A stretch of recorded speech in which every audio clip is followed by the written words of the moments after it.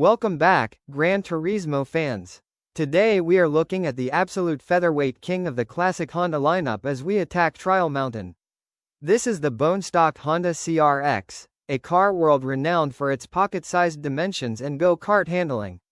Depending on the exact generation you are running in Gran Turismo 1, whether it is the iconic, wedge-shaped second General CRX Sur or its 90s Targa top successor, the CRX del Sol, this car represents a completely different philosophy of speed compared to the heavy Pulsar or the tracked Honda Integra Type R. Dropping the clutch at the start line, you are instantly reminded of what makes the CRX platform so legendary: its incredibly low curb weight. Weighing in at just around 2,100 to 2,400 pounds depending on the model, the naturally aspirated B16A engine doesn't need massive horsepower to get this car moving, rocketing off the grid with instant throttle response and a beautiful, lightweight eagerness. As we blast into the opening sector and downshift into turn 1, the CRX's microscopic wheelbase completely changes how you have to approach Trial Mountain. With such a short distance between the front and rear wheels, the car changes direction faster than almost anything else in the game, darting toward the apex the exact millisecond you turn the wheel. However, this hyper-agility is a double-edged sword. While it completely eliminates the heavy, stubborn understeer of the glitched Pulsar, it makes the rear end incredibly lively and prone to lift-off oversteer if you abruptly chop the throttle mid-corner. As the VTEC system engages at 5,500 RPM, the engine node transitions into that signature, high-pitched 90s Honda scream, echoing loudly through the first dark tunnel as we fight to keep the front tires biting into the tarmac. Through the winding S-curves, the independent double wishbone suspension works overtime, and because the car is so light, it reacts violently to the track's bumps, requiring quick hands on the wheel to keep the chassis from bouncing completely out of line.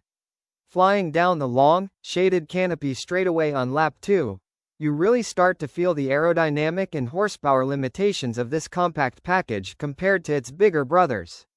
The B16A engine is singing at 8,000 RPM, but we have to squeeze every single ounce of draft and momentum just to maximize our top speed before approaching the terrifying mountain ridge. Cresting the jump at absolute maximum velocity, the featherweight CRX gets massive airtime, launching off the ridge like a toy car before landing heavily on its short travel suspension. Braking late and hard into the sharp right-hander, you have to be incredibly smooth with your inputs to prevent the rear end from snapping around on you. Nailing the tight hairpin, the lack of a factory-limited slip differential means you have to modulate the throttle carefully to avoid spinning the inside front tire into a cloud of useless smoke, dragging the car through on pure momentum. Rocketing through the final tunnel and aggressively bouncing the tiny chassis over the notorious final chicane, the CRX skips over the curbs like a stone on water, settling instantly as we floor the gas and sprint across the line to finish an absolute masterclass in lightweight, high RPM racing. Beyond its hyper-agile handling, the mechanical layout of the EF8 hatchback creates a unique driving experience compared to the newer Honda platforms.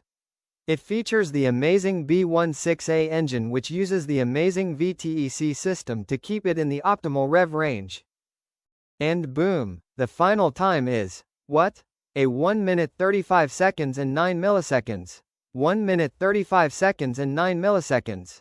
What a time! It completely and utterly annihilates the poor Supra.